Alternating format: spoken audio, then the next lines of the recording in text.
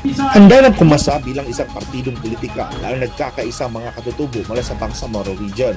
Kaya naman kahit sa mga pinakasulok na mga kabundukan ay dumalo sakay ng malalaking truck papuntang Barangay Romanggaob sa bayan ng South Upi, Maguindanao del Sur nitong May 22. Nais nilang maging bahagi na makakuha ng parliament seat sa kauna-unahang Bangsamoro Parliamentary Elections para sa kanilang Indigenous Peoples Democratic Party o IPDP. Ayon sa grupo, sa pagkakataong ito, isang mas matatag, independent at mas nakatuon sa adhikain ng mga minority IP groups ang kanilang gusto marating sa isang demokratikong espasyo na nakasaad sa Bangsamoro Organic Law.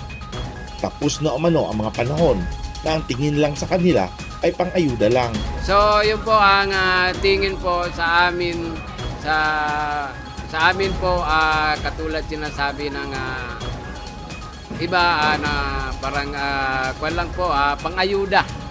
Dahil ginagamit lang po kami pang-ayuda. Palagay ko, ito rin yung susuunging challenge ng ITDP, no? Alam natin, marami yung dambuhalang mga political party ngayon.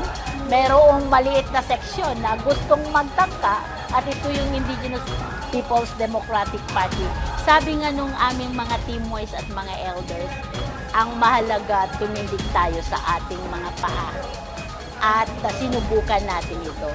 Kung tayo man ay palarin at hindi palarin, wala tayong sisisihin dahil tumayo tayo sa ating mga sariling panindigan at adhikain. Kabilang sa mga katutubo na meron sa Bangsamoro Region ay ang tribo ng mga Teduray, Lambangian, Dulangan Manobo, Tiromanen ni Manuvo, Higaunon, Blaan, Sama Dilaot, Sama Jama Mapun, Sama Bangingi at Sama Pangutaran.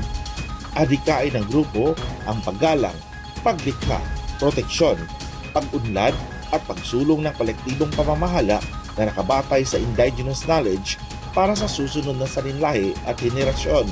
Isusulong din ito at palalakasin ang pagkilala sa lupaing ninuno ng mga katutubo at maisa katuparan nito ang mga plano na may kinalaman sa Ancestral Domain Sustainable Development and Protection Plan. Kaya nga nahirapan ng mga Sama at saka Badyaw kasi maraming pumapasok mga fishing vessel, mga super light sila. Tapos kung lumapit doon ng mga Badyaw o kaya Sama, mangisda, hindi sila makalapit, babarilin sila ng yung mga fishing vessel. Hindi namin yan alam kung sino ang may-ari ng mga ano yan. Napapasalamat talaga kami na nagkaroon ng political party kasi po doon sa WAO, ang mga IP po doon is hindi pa masyadong na-recognize, lalong-lalo na sa regional at saka sa BLGU, MLGU. Kailangan po namin ng full recognition kasi gusto po namin na makaupo yung mga yung mga IPMR kasi po doon sa amin hindi pa po nakakaupo yung mga IPMR. Yun po yung isang problema namin kasi ang mga IP doon nahihirapan kung saan po sila maka-access ng mga benefits na para po sa IP at hindi po namin ma-exercise yung mga karapatan namin bilang isang MNIP. At isa pa doon sa nagustuhan ko na matagal na namin hinaing ito, sana itong eleksyon man ay hindi gaya dito sa eleksyon ng mainstream na papirahan. At tinakot pa ang tao para magboto lang doon pilit. So ngayon, nakikita ko dito sa IPDP, party list man lang ito, pero ito na ang daan. Pero hindi naman daw nagsasara sa posibilidad na sasanib sa isang koalisyon ng grupo.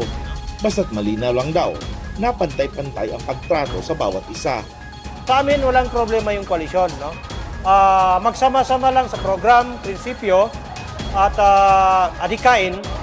Pero siguro dapat ko-equal, no?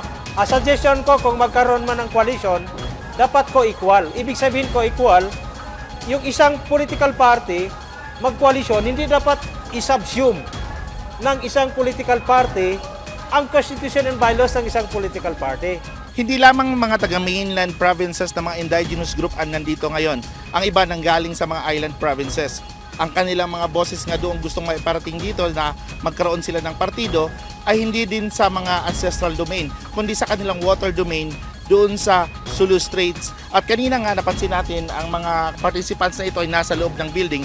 Pero dahil nga dumami yung mga umattend at hindi inaasahang mas dadami pang dumating sa pagtitipong ito, ay napilitan silang dito na sa labas gagawin ang pagtatapos ng kanilang Congress. Sa nasabing IPDP Congress, dumalo rin ang mga opisyal ng Comelec BARM.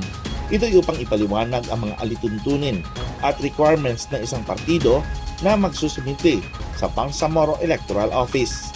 Kabilang na dito ang mga listahan ng mga miyembro at opisyal ng partido, bagay na nagkaroon nga ng off-taking sa nasabing pagtitipon. Mga kautosang legal at mga dekretong pinapairal ng IPDP Party. Ayon sa IPDP, may 18,000 na nakatalang miyembro sila ngayon at inaasahang aabot sila sa 32 hanggang 35,000 na mga miyembro. Base sa nakasaad sa Bangsamoro Electoral Law, kailangan makasiguro ng 10,000 na mga miyembro ang bawat partido upang maging kwalipikadong partido sa Bangsamoro government. Ako si Ferdinand Cabrera ng Kutang Batuyus para sa Newsline Philippines. Stay safe!